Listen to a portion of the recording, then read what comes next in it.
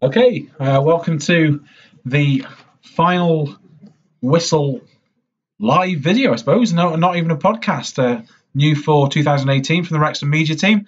James Harrison, joined by Richard Griffiths. Hi. We'll have a quick chat through what the result was, what happened, rate the players. Hopefully, we're going to get a player in for an interview if they come up in time from the change room downstairs. Just trying to adjust this as we go. Any questions? Post them in the comments and we'll try and answer them, or try and ask the player. We don't know who we're going to get yet. Depends on who the broadcasters want to interview. So, Rich, your initial thoughts, 4-0. You can't 4-0 win for a start. Probably not our best overall performance of the season, but again, you have to take a clean sheet, and 4 goals in one game is a brilliant result. And as I say, I think Dean is the type of guy, he'll never be totally satisfied and he'll always be looking for improvements, and there are certainly opportunities for improvement today. But, given who we were playing, it would have been easy for us to have not had such an easy game, really, because we never make easy work of teams like Torquay. So I think it was a overall, convincing performance.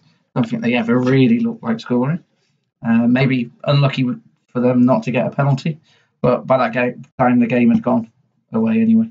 Yeah, absolutely. Well, first time Wrexham have scored 3 goals in a half of football for, I think 2015 against Alverton, and Mark Griffiths told us on the stats. And it was nice to go on and score. At least took it till the last minute, but we did get it. Unlucky for George Miller not to score. I think he's been a good impact player from his loan spell. Yeah, definitely. I think he did everything but score today, and certainly chased every ball, every lost cause, turned lost causes into opportunities. Really looked lively. He's definitely got a good career at this level, and he's young enough probably to aspire to a high level as well. And it's a shame to see him go without having a goal. Yeah, absolutely. I mean, we're lucky to get him, and he's going on hopefully to. I don't think it's any secret that he's going to a League One club in January. So, he scored goals there last year for Bury. So, yeah, I think he's got a good future, good bright future ahead of him. Yeah, definitely. He'll be missed. I think he's brought the best out in some of the other players here, and we've looked more threatening with him on the pitch. So, yeah. Well, surprised to see Dean name an unchanged side initially? No, because in one way, if you take the actual end result out of last week and look at the performance, no, I'm not surprised. I think a lot of the sheen was taken off what happened right at the end, and I think it's easy for people like yourself and myself and supporters to think, we need to change something, whereas overall, it was a really good performance last week. The result wasn't what we wanted. Yeah. So I can understand in some ways why you didn't make any wholesale changes, or indeed, name an unchanged side. I think for me, and I know Mark didn't agree with me in commentary, but I thought the change that you made with Roberts for Carrington was good. In my mind, would I have started Carrington? I don't know. Is the honest answer. I think in fairness, the side has been quite settled for a bit now, and I think he's actually at the same time finding out what his settled team is as well. And I think we discussed in commentary about the goalkeeping issue, and some fans believe that Dibble should have been in for Dunn today instead.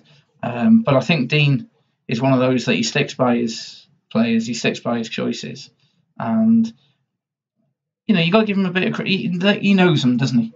Yeah, he sees them every day in training. I suppose we don't. We only see what goes in games. And we're all armchair managers. Yeah, everyone's an arm. I mean, I like to think that Dean's very, like you said, he sticks with his players. He's faithful to his players, and I think that will bring the best out of players if they know that the manager supports them. Through everyone's scared of making mistakes. Everyone's going to make a mistake, and goalkeeping position it's more blatant when you do. I mean, I tend to agree with Mark on Roberts. I thought Roberts had a decent first half. I think it was an injury that got him substituted rather than tactical. Possibly. But I think Carrington is proved. I feel unfortunate for Carrington and utility players at times generally, because they get labelled with the utility players and they don't get in. And he's not the most dynamic at times. He does tend to pass it sideways or play a safe option. But you need those players. You need those squad players that can play in midfield, play right back, play left back. I think it's a tough one. But just had the first question in. I'll just load it up. I've just noticed, I think we've already half covered this. First one was, how did Dunn play? And I think you've sort of answered this in terms of why he started against Day. But I think he showed a few really good saves. A couple of smart ones to his left in the first half, I can think of. I mean, I think largely he was untested for big periods of the game.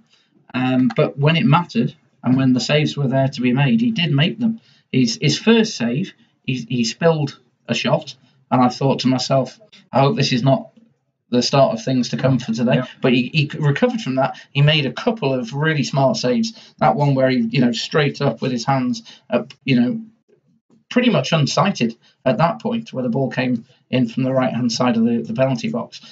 Good save. He went down and gathered a couple that could have been quite dribbly, nasty ones. So no, I think Dunn played well. I don't think he had the biggest test today, but I think when he was needed, he did the job. He came and took a couple of good crosses as well. So yeah, Bridget Davis. Yes, you're right. It was a great win. Nice to win 4-0. Yeah. Just going back to Dunn, I think Dibble is an able lieutenant, I suppose, and it was a tough choice, I suppose, in pre-season of whether you Swan Jalal was offered the contract or Chris Dunn, or you go a different direction. And both. I think keepers at this level, you're going to get positive and negatives. Dunn, my criticism at times is his coming for crosses and his catching isn't particularly clean, and not to get on the goalkeeper, but certainly the first goal for Barrow last week, but his handling was fairly crisp today a couple of times, but it didn't matter as much. Torquay didn't have as much. Well, I was going to say to you as well, because this is the point we keep making about all these issues that we're talking about, is that we've got to, when we talk about how these players play, you've got to remember who they're playing against, and today was not their greatest test. And he played well, but he wasn't tested particularly. Throughout the game, it's a different game when you're playing your Suttons and your older shots. So you passed the test today, and I certainly wouldn't be itching to make a change there. No, absolutely. Well, let's have a quick look at the around the league today, see what's happened. So Barrow drew 1-0 with Tranmere, so decent result that for Barrow. And Tranmere were actually 1-0 down until very late on there. Fylde beat Bromley 1-0 away. Dagenham Redbridge had a 4-2 win against Hartlepool. Dover lost at home 1-2 to Aldershot. So Aldershot with the game points, but Dover dropped them. Eastleigh 4-2 against Guiseley.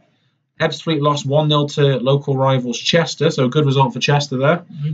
Gateshead lost 2-0 to Sutton. Leyton Orient drew 0-0 with Boreham Wood. Macclesfield 0-0 with Solihull Moor, so points drop there. You can hear that noise. Is Captain Shaun Pearson just joined us? You all right, Shaun? Just recovered from the game and the shower, is it? Nice win. Yeah, very nice win. It's been mentioned on the chat. So Woking 4-4 Maidstone. A few goals. I didn't see that one. Yeah, so goals today. Yeah, and obviously ourselves 4-0. So we find ourselves back in fourth. The gap's down to 7 points with a game in hand on Macclesfield. So how does that feel for you? Yeah, it's obviously pleasing. There's nothing better when you get a win coming back in and seeing that what the results gone for you. Obviously, the other important thing is obviously we're opening the gap up behind us again, which is important because I know we all want to challenge for the top and the players as much as any, but at the same time we don't want to be in a battle just hanging in the top 7 coming into the year. We want to be in there comfortable, and then you can purely concentrate on challenging for the top. But no, good day for us. So hopefully we can. Clean sheet's always a good. Yeah. Good We've start, had a bit of a. I think we've played well recently, and not had that luck earlier in the season. We maybe didn't play quite as well, and had a bit more luck and picked up a couple of wins maybe when we were fortunate to. But that's what happens. But it's nice to come through the other side of it, and all of a sudden we've had a sticky patch, and we're 4 unbeaten. With 6 points rather than maybe other sides maybe only pick 1 or 2 points up when they're in sticky patches. So obviously pleasing to get back on the winning track. Yeah, you're right. In football over a season, I suppose there's luck elements into it. Sometimes you'll get a win when you think didn't really deserve that, and you'll get a draw or a loss when you thought didn't really deserve that. So it's a mixture of the two, and it's very much, I suppose, our defence has been our real strong point this year. Obviously, you and Manny are a massive part of that, as well as the other players that you give credit. As soon as I give anyone credit, it's always onto the rest. It's a team job. But it's nice to see us. We've scored 7 goals now in 2 games as well. It's nice to see that end, because I know that's sort of the monkey off the back, if you like, of the team's criticism. I think I know we didn't score against Dover at home, but I thought that was actually our best performance, especially in recent weeks. Personally, I thought it was probably of the season. We really dominated the top side there, and we just couldn't get the breakthrough. But obviously, if you keep performing like that and you keep creating opportunities, eventually you're going to take the opportunities coming your way. I think George made a great impact. I know he's not managed to get on the score sheet, but he stretches defences for us, and all of a sudden that's given Chrissy and Bodes. I mean, they've linked up superbly. Bodes has been superb. Obviously, you can see the confidence coming back into him. I know he didn't score today, but I thought he was outstanding again. Obviously, Chrissy keeps popping up with goals, which is great for us. Yeah, I'm glad you mentioned it, because it was my next point, and I don't like bringing the players' names up because it's difficult, because I know I'm going to get the sort of the neutral response I've got to get to, which is more or less understandable. But George Miller has made an impact, and you can see that Chrissy and Bowden and brothers they've enjoyed having that movement around them, and they've played balls that perhaps they weren't getting any benefit from it in the past, and George just doesn't give up. I think what it does is George has stretched defences, so all of a sudden it gives more space. You see Scott picking the ball up in pockets and in space, and all of a sudden he's got more time. And he's a good player. Same with Chris E. Brothers, they're picking the ball up and driving forwards rather than maybe before. Teams would squeeze us up and we were getting caught with our backs to play. Everything was maybe Bodes, Chris having to play backwards rather than forwards. All of a sudden we look more of a threat because we've got runners coming from everywhere, which is pleasing. Brilliant. And on the, I suppose, the last point, is there a side bet between you and Manny on who's top scorer this year? We're a team. We're a team. We keep saying we're a team. We're a team in clean sheets, team on goals. So that's 6 between us, 15 clean sheets. So we're happy with that. Okay. Well, hopefully there's many more to come. Cheers. Thank you. Thank you. Cheers, mate. Okay, so we'll go back and see if there's any more questions come in. We'll be doing this now, hopefully, certainly after every home game. But definitely we'll try and do the away games where Wi-Fi, for example, lets us do so. Aaron Davis, great win first half, good second half. Wasn't, but happy 3 points though. Yeah, obviously good 3 points, and we sort of said the second half wasn't good. How loud were the German fans? Fantastic. Wish we could have them every week. I know most of you will have gone home, but right at the end, after about 10 minutes, players were on the pitch just warming down, some of the substitutes. And the German fans were allowed to come onto the pitch, or some of them were, and they played the German national anthem, which was quite surreal. Over the PA. Yeah, over the PA, listening to that. But no. They all had their photo taken in the centre circle with their scarves raised, and it was just really good. Yeah, absolutely. And it's nice when, apparently we're their second team since the 1979 game, and it's nice to have those connections. That's the really good side of football, and that's what football should be all about. Yeah. Come on, the town, Wrexham, born and bred. Yeah, and not born and bred for me, unfortunately. You won't like where I was born, but I'm definitely a Wrexham fan. I was. Now from Plymouth, so good to see you watching. Up to fourth now, Aaron. Yeah. Sorry, I've only just seen your question to Shaun. Was he having a row with Jennings? Whilst I'd love to ask him, he probably wouldn't tell us. He wouldn't tell me, and just say. I don't think so, because I think they might have strong views in the middle of a game, but I think they're pretty solid as a group of lads. Yeah, absolutely. I mean, they're strong as a defence, they're strong, and I think that's the good part. They can all criticise. Yeah. I mean, I wouldn't like to be on the end of a tongue lashing from Shaun. I think he. No, and you probably, in fairness, you'd probably give any one of us one in the game, but you take it. Yeah. But I think he accepts back, and I think that's part of football. I think it's it's part of it. But right, so we mentioned the previous scores. We mentioned the league table. Just hear the German fans singing outside the back of the club. Out the scent. I'm sure it'll be a decent night. And if they go into town tonight, I'm sure they'll enjoy that. So let's finish off with a bit of a run through the team and championship manager stroke football manager out of 10 score. So start with Chris Dunn in goal. Largely untested 6, I would say.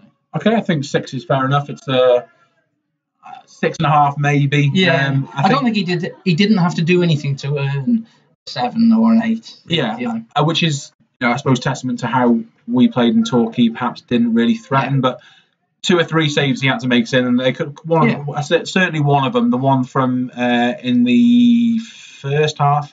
I think it was O'Sullivan got a volley from inside the box, and he had some smart save above the cross zone. Yeah, 6.5. James Jennings. I would give. I'd give him a 7. Despite the fact he got booked again, I would give him a 7 because I think he had a solid game. He worked hard. He always runs his socks off. You can't question his commitment, and I think he played some decent football today. James Jennings, sponsored by Clinton Cards, of course. That's 13 bookings in his Wrexham career, spanning almost probably just 12 months now if you count the end of last. Yeah, so he's doing well there. And what do you think, Tim? Yeah, at 6.5, 7. I think he had a solid game. Not tested defensively too much, although Reid did run down the right channel quite a lot and quite a lot of pace. And I think he had no end product. So, you could almost chase him and let him make his own mistakes. So. Yeah, and he did get cut forward, and certainly in that first half he was desperate to score again. He obviously enjoyed the feeling from Monday. Yeah. Controversial one. I know you're going to go in now. Roberts at right back. Okay, I again 6.5. I thought he was very much like Jennings, not tested defensively too much. Went about what he needed to do. He did support Rutherford, maybe not quite as obviously as Jennings gets forward, but I thought he was okay. Yeah. Okay. So yeah, I know, I know you weren't his biggest fan today, and you were more pleased with Carrington, but hopefully it's not too much of an injury, and we got a small. No, I mean at the end of the day, he does a job, doesn't he? Yeah, I like Roberts. I think he's come on quite a lot in since he, when he first started in. Manny Smith. Again, Manny's always Manny, isn't he? He's just solid. He rarely makes a foot wrong, and hard to give him anything.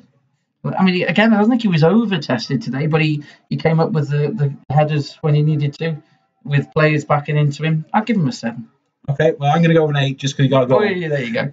Well, yeah, actually, yeah. 7 for overall performance, but I'm going to give him 8 you for are the right, goal. because if he scores a goal, it's always a special day. Yeah. So, yeah, go for an 8. I'm just going to be generous, but I think Manny is. He's a great servant to the club as well. Yeah, great to have him back. He's a perfect foil for Shaun Pearson as well. They work both together. Yeah. And you could see from Shaun and just talking before about the sort of a bit of banter about them. They like the clean sheets. They like the goals between them. And they do. I'm sure there might be a little bit of a private wager there somewhere. He's never going to let on with that. No, he's not letting on. Shaun, the captain himself. Oh, he's 8, I would say. I think he had a decent game. Solid again. He does marshal it around, and I just think, he does everything for the cause. I'm going to give him a 7 on the basis of that I thought him and Manny were on par, and he didn't get the goal. And that was. Were you harsh? That was difference. But yeah, I mean, as a pairing, they weren't tested too much for me first. No. I'm struggling to give any of the defenders more than a 7. Well, again, it's like we keep saying, you got to. We're talking about these guys on the basis of who they're playing as well. So. Duckett just come on. Tell Dean Keats he's doing an amazing job. Yeah. Well, I will do if I see him, but I think he's already gone back downstairs because when Shaun came in, I saw him walking off down the corridor. I have 2 times Dean bringing 2 forwards. I'm sure Dean will be bringing forward options in. I don't know any information. If I did, I wouldn't be able to tell you anyway. But we don't know them. I'd like to know myself, to be honest, because we are short in the forward department. It's no secret. I think we were looking for a striker when we did have a full complement with the players on loan in Masanka and Reid. Obviously, both of them have gone back now. George Miller's loan spell's come to an end. So, if you looked at the bench today, with Chris Holroyd certainly playing on this sort of left-hand number 10 role that sort of he's adopted in the last couple of games, then we don't actually have a forward option on the bench. So we need one on the bench, and we need one as well as that on the within the squad. So back to player ratings. We've done the defence, we've done the goalkeeper. So into midfield, Sam Wedgbury. Tough one. I would give Sam a 6.5. Okay, I think that's fair enough. I think I'll go with 6.5 as well. I think Sam, like a Duracell bunny, like he always is, running around. He covers every blade, breaks up play well, good challenges. He seems to have calmed that side of his challenging down in recent weeks. Because he did always look like when he first came to us, thought he always looked a bit like Jennings, a bit of a walking yellow card at times. He did, and he picked up a few to begin with. Yeah, he did. But yeah, his distribution was fine. It was a tough game in midfield today, I thought, because Torquay pressed from the front and pressed in the centre of midfield, and that allowed a lot of room out wide for us. Yeah, it did. And our front. So it's always difficult when you've got more men on their side of midfield, So no, we cope with it, and ultimately, I don't think they really look like scoring. So Marcus Kelly alongside him. I would probably give him a 7. Okay, it's just like a shade more than Wedgbury, but I think we're splitting hairs. To be fair, in terms of 6.5, 7. I think he had a decent game, but again in the context of who we're playing.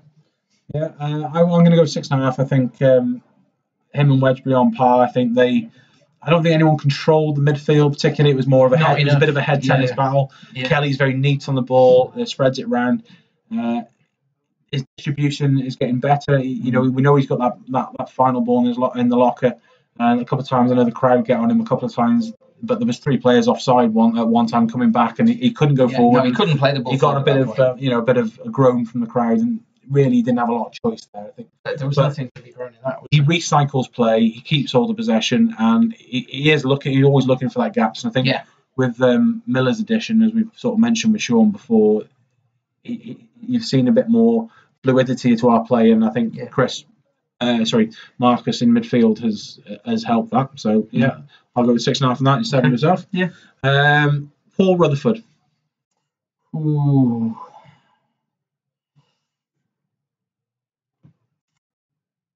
I would say a solid 7.5. Okay. I would. Go on, I'll stick with that. Okay. For me, I'm going to 7. I think he was a decent performance. Yeah. Again, like Wedgbury, what an engine he's got on him. Covers every blade of grass. The work rate on him is phenomenal. Better players around him this year, and you can see he's going to express himself more because of that. But it's sort of, you cry out for that creative player, perhaps, that fans want. And Rutherford, he's gone around and got a lot of assists. He got another one today, possibly 2. I'm not sure who took the corner. I didn't notice for the first goal. So it was either Kelly or Rutherford on that. But I know Rutherford normally takes from that side. So, and my fault, I never looked, to be honest. So please correct me in the comments who did take that corner for the first goal. But he's got another assist today, and I think he learned from Barrow the second goal we conceded, where he cut inside and Phil went into the far post. He tried his own effort and couldn't quite get it right. But I like him. I think really nice lad as well, and really down to earth, and really appreciative of being at this club and wanting to do his best for the fans. Chris Holroyd then, sort of midfield, sort of striker. So I was uncovering the midfield.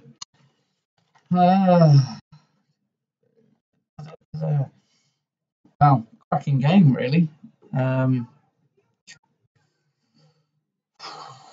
Again, it's really difficult. I'm thinking again, bearing in mind who we were playing and what have you, but it was a brilliant performance and slightly bizarre way to get your hat trick, I have to say. But to take chances, I'm going to stick with that count and give him a 9. Okay, well, I'll go with. It's hard actually because you've only really given him. From an automatic computer-generated program of manager or football manager, you almost get to 9 or 10 because you got a hat trick. But overall game maybe if I take the goals out of it, 7.5 to 8.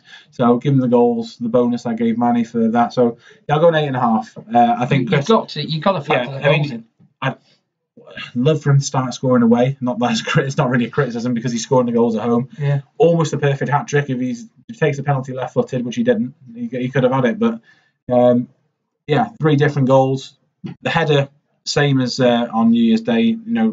That near post run from a corner. Lovely flick. Yeah, scores it. Yeah, pulls off into great space for Rutherford's ball and slots that one home. A decent finish. Yeah. And the penalty taken cool and calm. It was. I just have to go back to you and me in commentary though.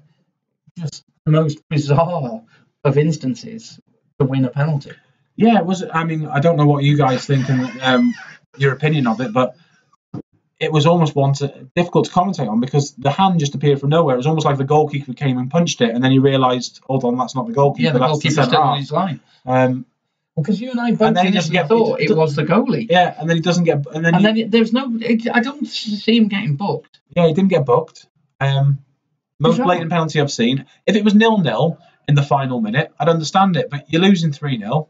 You risk a red card. You risk a red card, and on the back end of a. Or is that then you double jeopardy? You only get a yellow card. But even so, you can see in the penalty. It just seems very bizarre to me. It's a strange one. So on to the strikers. Scott Bowden. Scott Bowden, I would give. I'd give Scott a 7. Okay, I think 7's a fair enough score. 7, maybe pushing 7.5. Yeah, I think he links play well. He's come into his own the last few weeks. He's got a couple of goals, obviously. which has helped one of Macclesfield and one last week. His all-round target play and playing, he's intelligent player. He plays well off Holroyd. He plays well with George Miller, and he links the midfield and really does try. So Yeah. I like Scott Bowden, and I hope it comes right for him because I think he works hard. I think, like Shaun was saying, he does an awful lot, and I think, he's had the ability to do that in the last few weeks as well. And like you say, it's going to come right for him. Yeah, I mean, I don't think he's a natural. He's not going to be a 15 goals a season man for us. I don't think, but I think he's certainly going to contribute with a few. And I think his confidence coming back, and all he needs is that that header or the volley to just take off, and then. I mean, he has had big goal scoring seasons in his career, but you're right, possibly not for us. He'll be that type of scorer that scores all those goals. But I think even in the early part of the season when he wasn't having the best performances, I think he won a lot of headers and held the ball up well and looked to link play, but wasn't always given the credit by the crowd because the other players just weren't on his wavelength or weren't chasing those balls. And because he's another one who's a really nice guy when you meet him as well. Yeah, absolutely. He's really pleased to be at this club. Yeah. So that's for me, that's half the battle because we've seen signs in the last couple of seasons where you query whether some of the players want to be here, as by a point in the season. And I just think that look at us. We're after Christmas. We're in fourth. These lads are sticking together, and they're all desperate to be here. And just one of the questions from the last player to score a hat was Rob Ogilvie. And that will be hopefully him off the record books now for us. And no, he tried, bless him. He scored a hat trick. I think it was 2013, and prior to that was Andy Morrell in 2012. Credit to Mark Griffiths with the stats again. I can't claim them. Actually scored 7. No, it was a 5-0 win against Hyde, I believe. So that was one. Not the Russell. Surprisingly done in goal. We've covered that earlier in the video, but I think Dean shows faith with his players. Okay, so last player that we haven't covered then, George Miller. George Miller. I would give him for effort 8.5. Overall performance 8. I think he did everything but score. Okay. You're going to give him slightly less because he didn't score. Well, I gave Chris Oliver an 8.5, and I think you can't not give man of the match, as we did in commentary, to someone who scored a hat trick. Yeah. I'm going to give George Miller an 8 on that basis. Yeah, I don't think that's. I think you're right. You're right there. He chases down lost causes. He puts defenders under pressure, and realistically, I think we've really benefited from his time at the club. Other players have benefited from him being on there. I think it's a credit to him that hopefully the lad goes on and has a really decent career, and it's been great to see him here at Wrexham. I think the only thing that was missing from his entire loan spell was a goal. Subs for me weren't really on. I think Jack McCreth didn't have much time and didn't get a chance to do anything. James Hurst, and obviously Mark Carrington had a second half and probably the same sort as Roberts, really a sort of solid 6.5. Yeah. Didn't really do anything. So not really tested again though. No, not really tested. So I'll just have a final check. Any more questions, and then we'll sign off. Ready for I suppose we've got a week's break with not being in the cup, and to see Miller not get a goal today. Yeah, I think that's a fair comment. I think we've all echoed that one. Yeah, that's like that was the only thing missing off his loan spell, and really unlucky. But when is Dean going to sign another player? I don't know. Transfer window's open. I hope it's not too long. I don't know what type of player you'd like to see come in. Harry Bennett. Carl Connolly then, if we could go back to it. Yeah. I think we probably need somebody. We need somebody who will run the midfield quite strongly, get the game by the scruff of its neck. We do need a striker. I want to see a nasty striker. I want to see a proper National League nasty striker. You want to see a big Vinnie Jones thumper I thought Vinnie Jones doesn't have the best scoring record. No. I want. Yeah, I'm talking about his personality. I want to see a big. I want to see a big target man that creates defenders problems and other players can play off but can chip in with goals. But I think we also need a bit more creative in the midfield or another option. Yeah, I wouldn't disagree with you. But I think the squad's quite thin. We've lost a few players now. They've gone back on loan. I think the cause there. Akil Wright, fantastic signing on 2.5-year contract as well. I think that's worth a mention. Yeah. I think he'll be. I think we've got to be patient there and just watch that lad grow. Yeah, because he'll be a key player for us. Right. Well, with that, I've been with Richard Griffiths and myself, James Harrison. This has been the final whistle live for us to broadcast. I guess. The inaugural one. Yeah. Cheers for joining us, and we'll see you at the end of the next game.